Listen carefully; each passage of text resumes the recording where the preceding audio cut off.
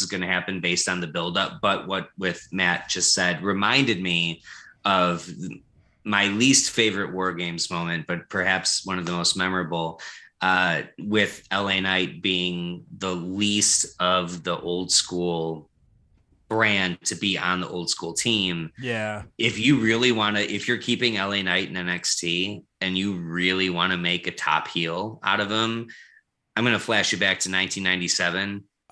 Kurt Hennig slamming the cage in Ric Flair's head for that War Games, that literally as a 10-year-old, that broke my heart. I did not even think of that. That makes I didn't all the either sense until in the Matt started talking. And I said, if ever there was someone that was going to do it in this moment and turn, LA Knight could do it. They've really been playing on that team. Right. It's an awkward place, but they've really been playing up like his loyalty and with all the backstage brawls and all that stuff. So I don't think it's going to happen. But Matt just said that and it triggered something in my head. And I'm like, man. Treachery. Yeah. Betrayal. Yeah. Yeah. Let me talk to you. That would be a great moment. That would be a great moment. I don't think it's going to happen, but for LA Knight's sake, I kind of hope it does. That's just a fact of life. It's not bragging.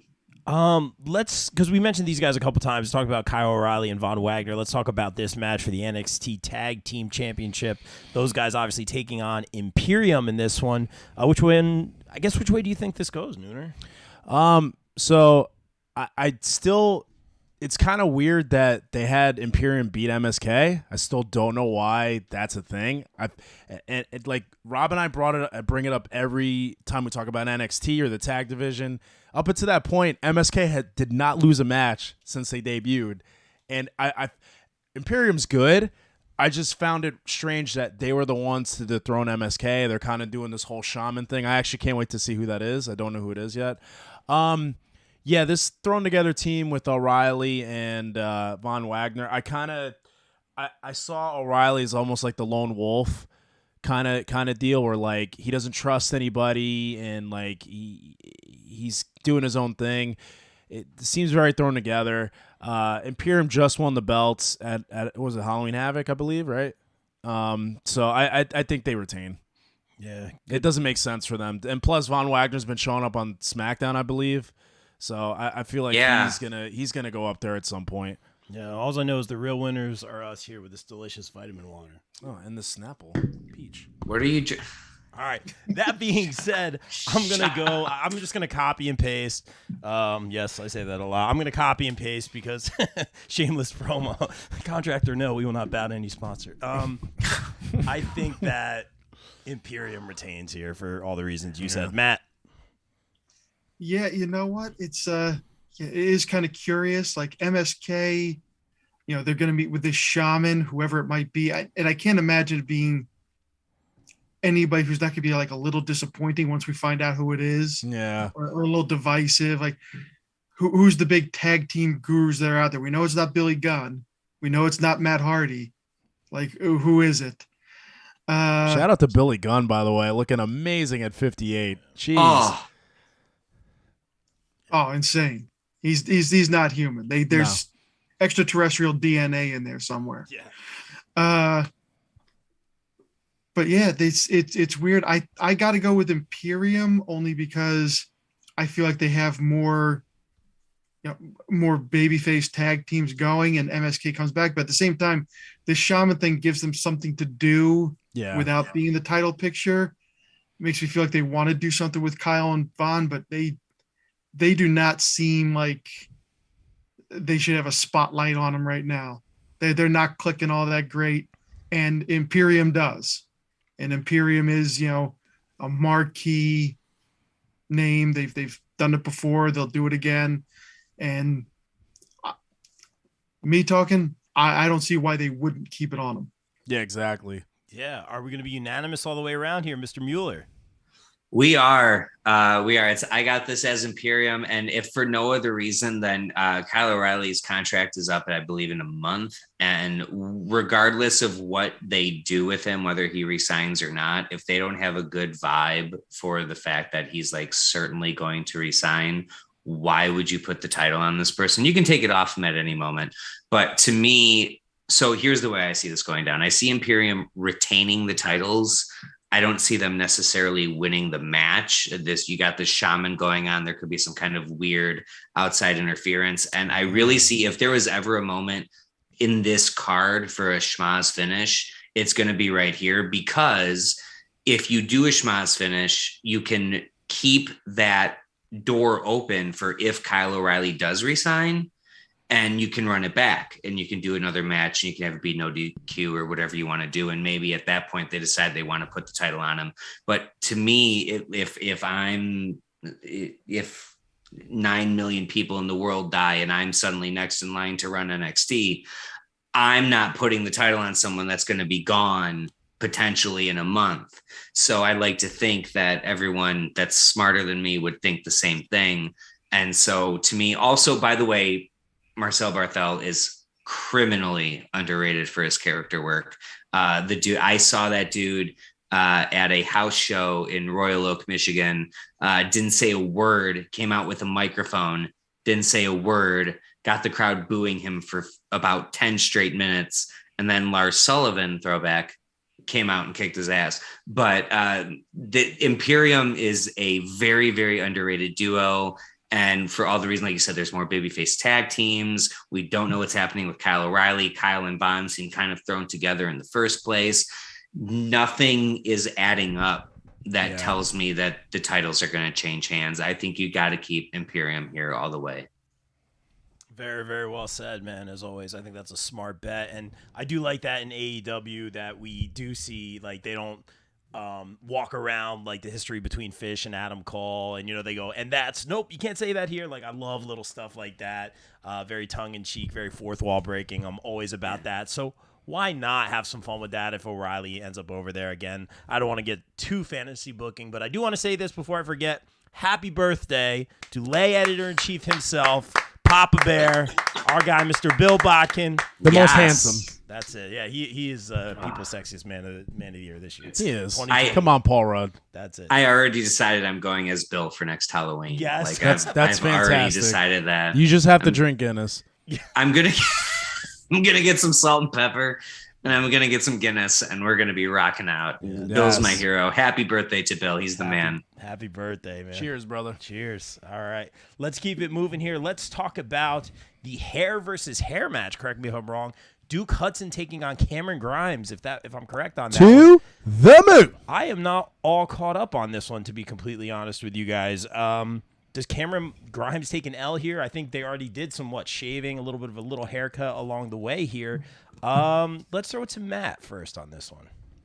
Yeah, this is kind of a tough one because on one hand, I mean, I'm just calling it for Duke Hudson right now because this is his first real foray. I mean, outside of these poker room vignettes that he's been having and the breakout tournament, this is the first thing we're seeing from him. So they're going to try and establish him.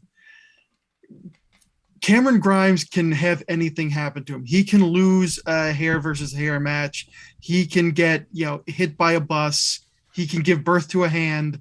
He can do pretty much anything, and we all still love him. He can take the L. He can take the hit. He can survive pretty much anything. He's Keith Richards at this point. Just to be him and the cockroaches left at the end of it. That's what I would say. So for perhaps I don't know if it's Cameron's first, but I think for Duke Hudson's first Lucha de Apuestas match, nice. It is it's going to be the W for Mr. Hudson. Yeah, Reese in the chat saying Duke is getting that head shave. That's interesting what you say. And as we make our picks here, I'm sitting here thinking in my head, is this like one of those things where they get cute and it's like all the new guys totally take the helm, not quite a passing of the torch? I mean, possibly, but also too, Cameron Grimes is part of that. I would say he's part of that new. Yeah, it's like where's the line? Yeah, you know what I mean. Yeah. I mean, you should blur the line. He's been there longer than LA Knight. I was just gonna say, if LA Knight's part of Black and Gold, that's a fair assessment. There you go. Very interesting to me. I'm not sure which way to go. Nunez, your thoughts on this one? So that poker game that they had a few weeks ago, where this whole thing started off, that was actually in the ring. It actually worked. I thought I don't know what you guys thought of it. I thought it was pretty entertaining. It did feel out of place, but I think for what it was, they made it work. Duke Hudson looks like a total chicken shit heel here, cutting Cameron Grimes' beard and kind of like cutting his hair. Now, when it's hair versus hair, do they shave the beard too, or is it just the hair? It's a good question. So I'm gonna assume it's just the hair. I mean, maybe I think I'm gonna go with Duke Hudson as well. I think he's gonna lose this match. He doesn't have much hair up here to begin with anyway. I feel like just based on that alone. Also, too, I think this as a match itself, I think it's gonna go really well. Both of them are very talented. I've always said this, that I shouldn't like Cameron Grimes as much as I do, but every week he comes out, he always makes me laugh with his promo. His fiery promo a couple weeks ago was very good. I think it was last week. I really liked it. When you have a serious Cameron Grimes speaking with passion, speaking from the heart, tearing from the eye, it's really good. So I'm gonna take Cameron Grimes on this. That's it. Where's Vac when you need him, man? I need him. It ain't even funny. There it is. That's it. Kiss my grits. Yeah, I'm literally piggybacking off you on all these. I'm gonna say Cameron Grimes is gonna win. I'm just thinking how the end of this. I'm visualizing this in my head. I could see him, be laughing and shaving his opponent's head at the end. So I'll go Cameron Grimes because he does have an established look. He's very marketable. Like, they've done already so much stuff with him and it's worked. Like, why mess with that right now? Mike, I'll throw it to you, man, because I saw you kind of shaking your head during that poker game thing. Yeah. Now you're betting, man. Yeah, it wasn't for everybody. I sure am. Yeah, what did you think? I sure am.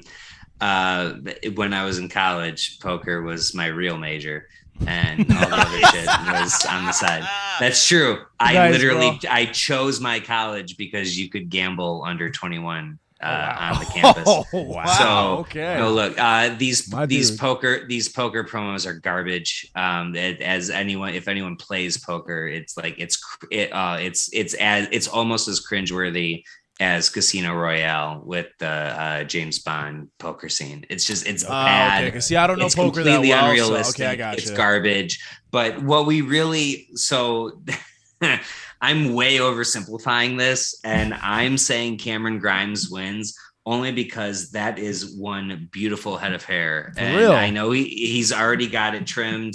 He's looking great the way it is. I loved his promo that Nunez, you mentioned earlier. It lit a fire in me. I love Cameron Grimes. I've been on board with him from day one. I think he's great.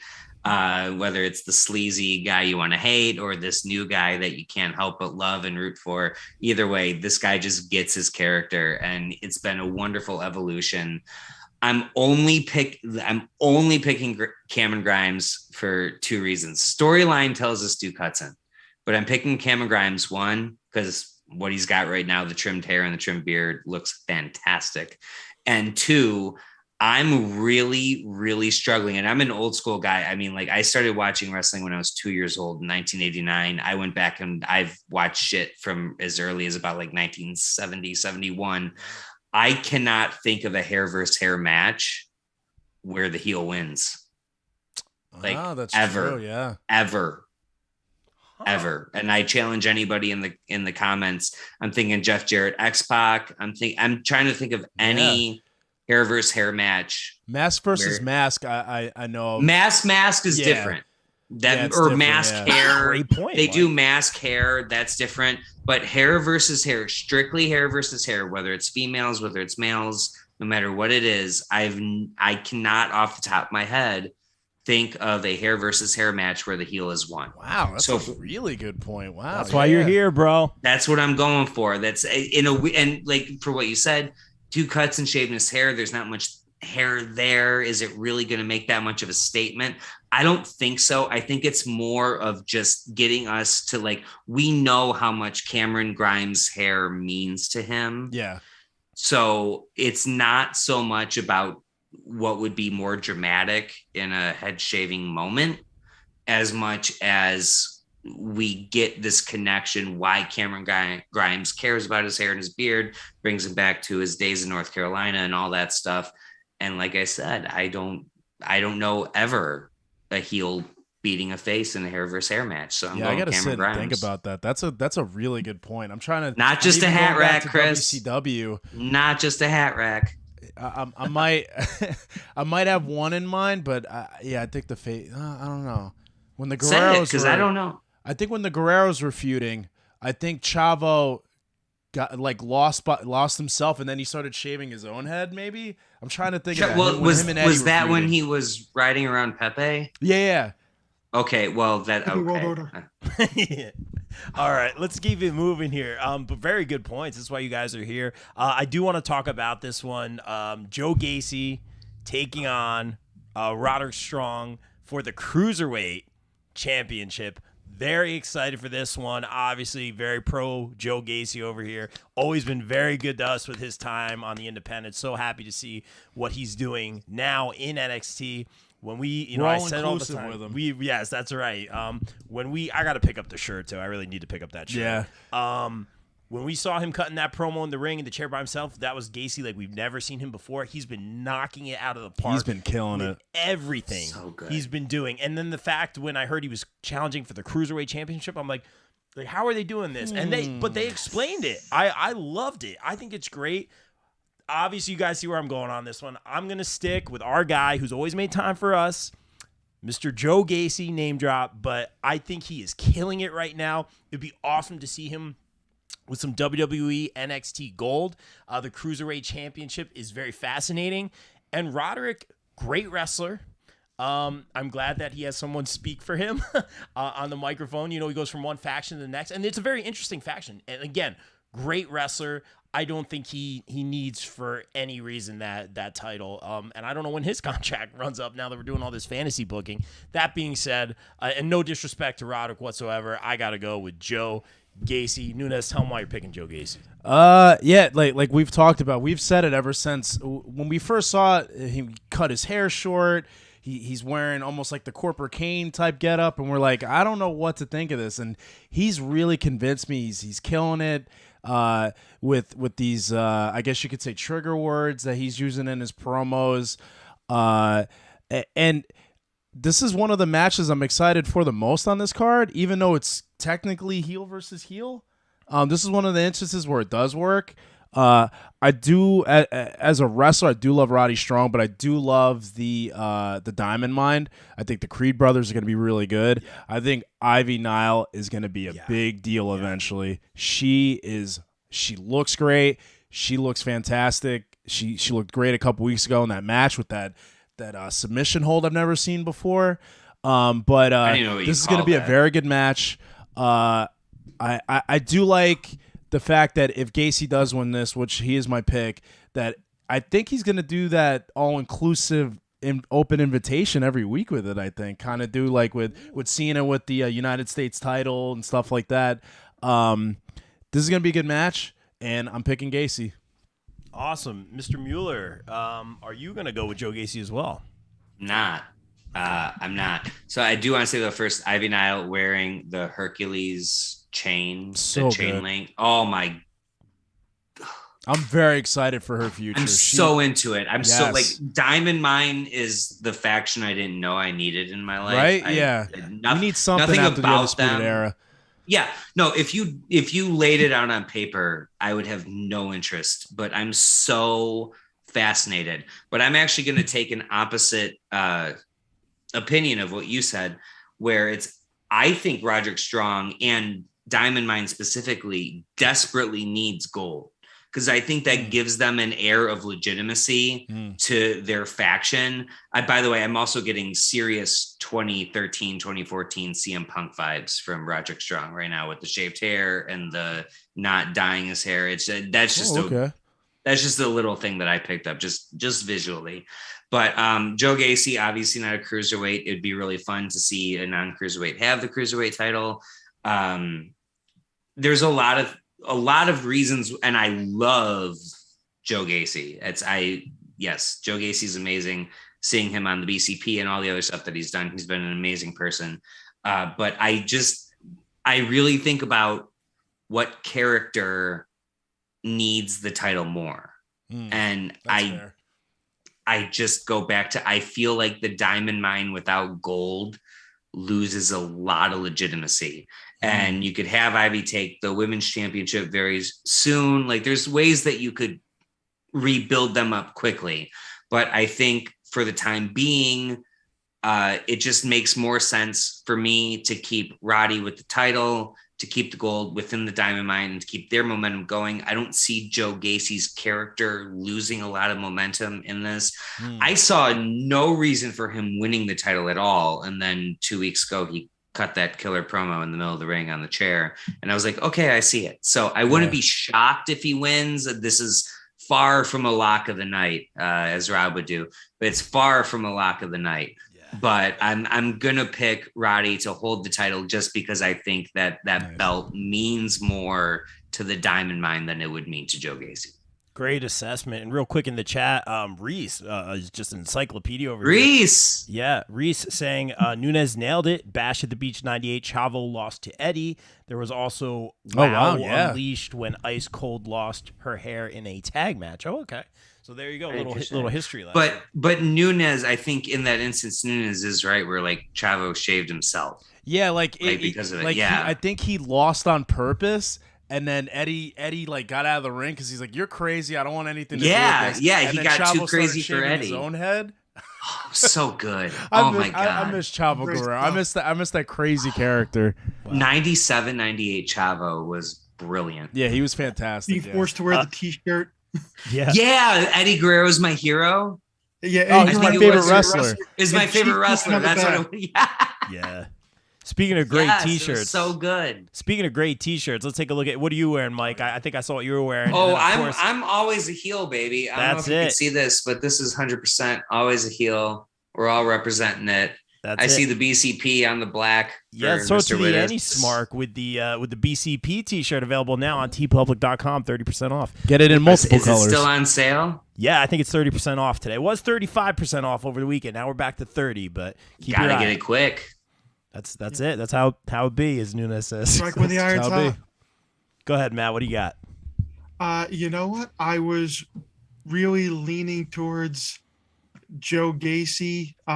First off, like you've said, the evolution of his character and him as a performer, because he really went from like more of like a Cactus Jack type of seriously unpredictable, violent guy, the unwanted maniac, into this, and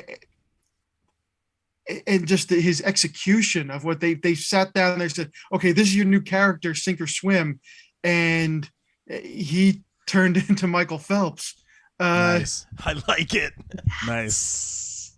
But Mike kind of turned me around. Like, does he need it right now? There's a lot of really neat stuff they could do with him as the inclusive weight champion, which but at the same time, I'm almost a little scared that they would put it on him and then eventually phase out this title, because it went from being the WWE Cruiserweight Championship to nobody's watching 205 Live. It's now the NXT Cruiserweight Champion, when like 60-70% of the roster were cruiserweights. So why is it the NXT Cruiserweight? It would be great if they kept it. They took the name right off of it. So it seems like they don't care that much about it. But Roderick Strong cares. He hasn't had it all that long. Diamond Mine cares because they need it, because he is their, he's the feather in their cap. They got the Creed brothers, but they're not there yet. They're not going to be in big programs yet. Ivy Nile looks I love them, amazing. By the way. Like she's one of those poster people. Yeah, Ivy Nile is. Yeah, she is. Problem. If you're trying to sell pro wrestling to somebody, if you're trying to sell a match and you put her on a poster or you put her on some merch or an advert, and people walk by and go, whoa. Yeah, I think I need to watch this. What is this all about? She's got a look and a half. Yeah. They still need gold on her. They need something going on with the Creed brothers, but they don't have it yet. They do have Roddy. And despite Harland being at ringside, probably, I can see he stays out of it. Diamond Mine gets involved. Diamond Mine are now the heels. Gacy, despite the controversial nature of the controversy of the fact that there's controversy. Yeah, exactly. Around his gimmick. Yes. It's great. I can see that going that way, but no, I think it's staying with Roddy.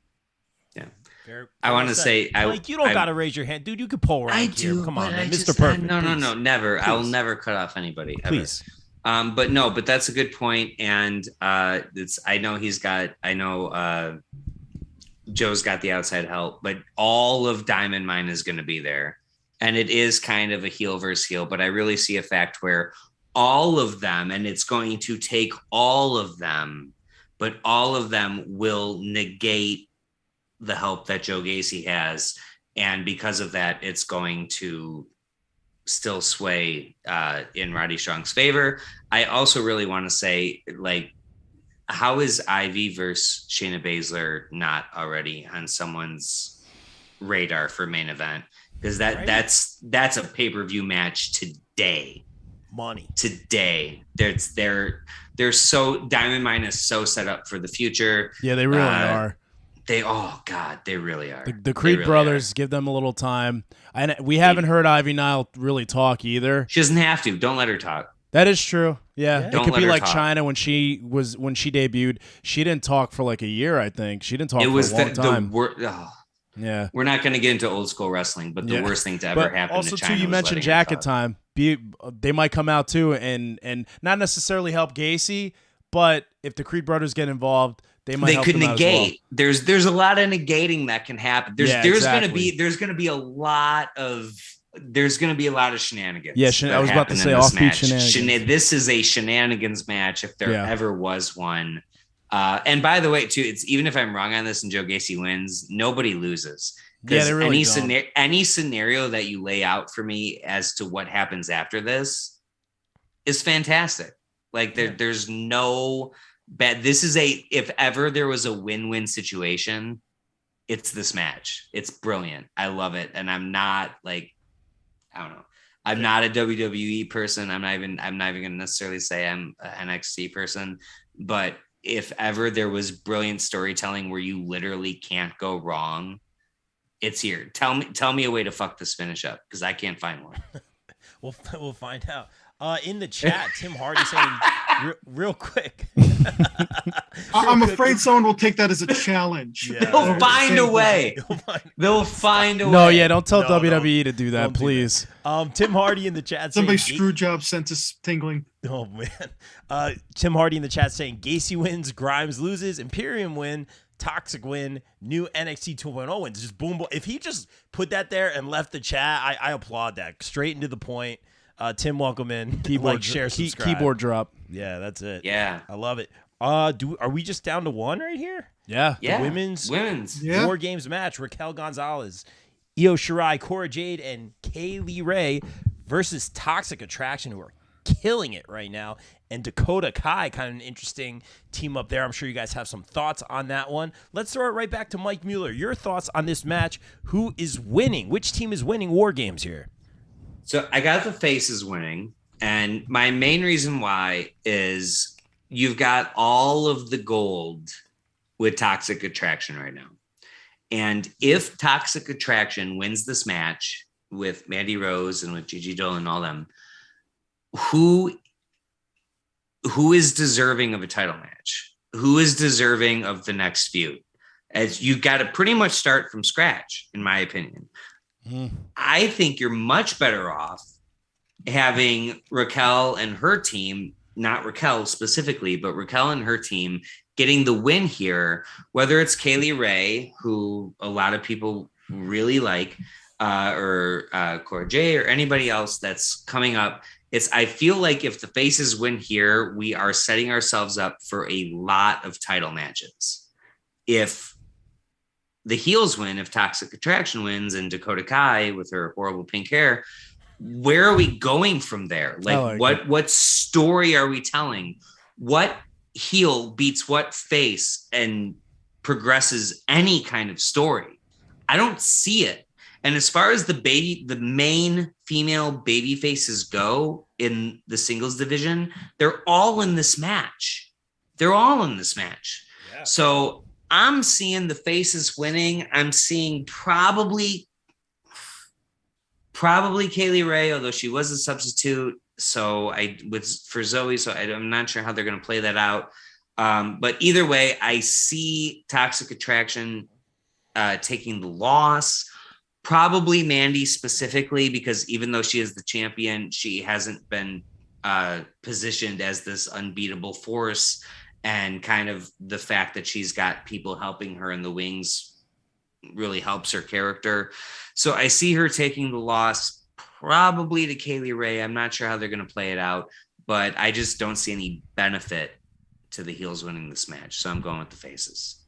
I like what you said, Mike, a lot, and I'll steal your answer. I'm the smart. Only thing that I'll change is I'm going to say Dakota takes the pin, and Toxic Attraction are just kind of like, whatever, and that leaves Dakota on the side. That's where I was going to go. Oh, really? It doesn't hurt him. Dakota's just kind of floating around, like trying to, when people are in relationships and they kind of like chameleon, like she's going to kind of do something like that with like different groups or something like that moving forward. And because Toxic Attraction, man, like I'm such a fan of when they put them together, man, because I had some ideas for like stuff like that on the indies, and when they did that, I'm like, this is going to be money. I picked them to win all the titles on that one pay-per-view. Sure enough, that they did, man.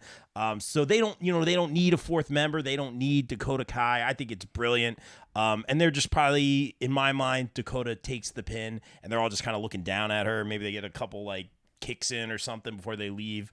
So she kind of gets all the heat after they lose, something like that. And Toxic Attraction walks away, doing their thing. Nothing changes. Nunez, you kind of had a similar thought.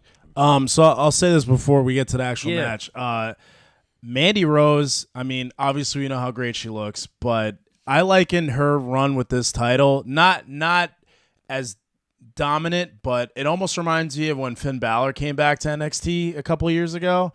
The fact that she's getting the mic time. She looks great in the ring. This is the best. This is her best run so far. I think she's been on. Yeah. She looks great with the title. I'm loving her promo work. The one thing I didn't agree with is her losing to Cora Jade a couple weeks ago. I feel like if anybody out of Toxic Attraction would lose to Corey, I feel like it should have been James, or it should have been Gigi Dolan. It should have been one of those. I feel like you're trying to book Mandy as a strong champion. She's not going to be dominant, but as a strong champion, I feel like that wasn't a good move to make her lose. But the team overall looks great.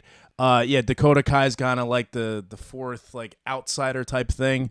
I am going with the faces on this one, and I'm piggybacking off of Rob over here that Dakota Kai's going to take the pin. I think Raquel's going to pin her, and that's going to continue their feud.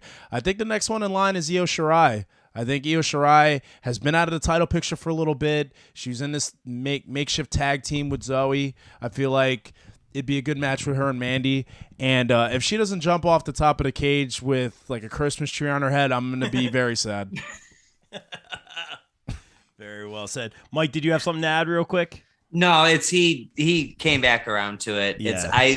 My only argument was because Mandy took that loss a couple weeks ago. That's why I would see her taking the loss again. If you want to project that she's vulnerable, kind of a thing.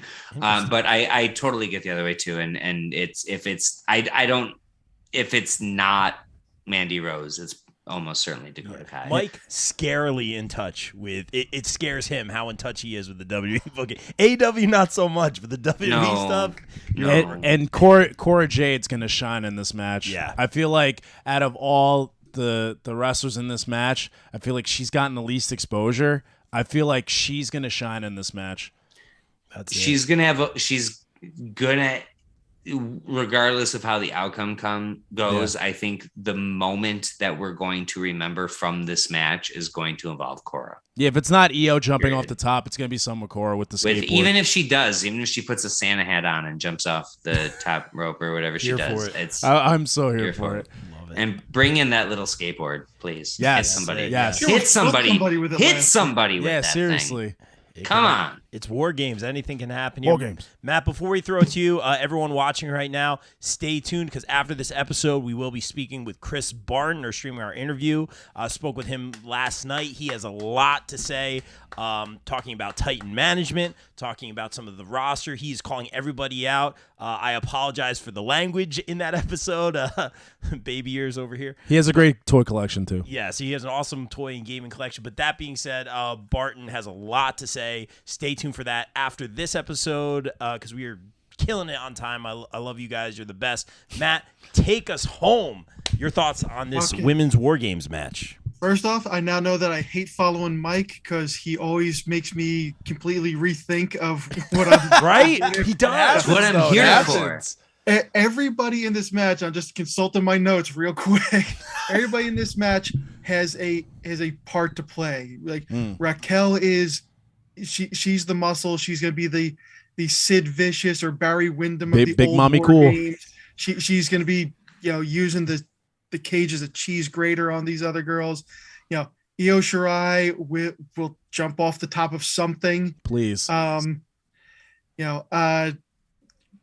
Ray and Dakota Kai. You have the girl who's so violent she's crazy, and the girl who's so crazy she's violent, and they're gonna go at it. Cora Jade is almost kind of like she's sticking out of this picture. She's the newest face. There's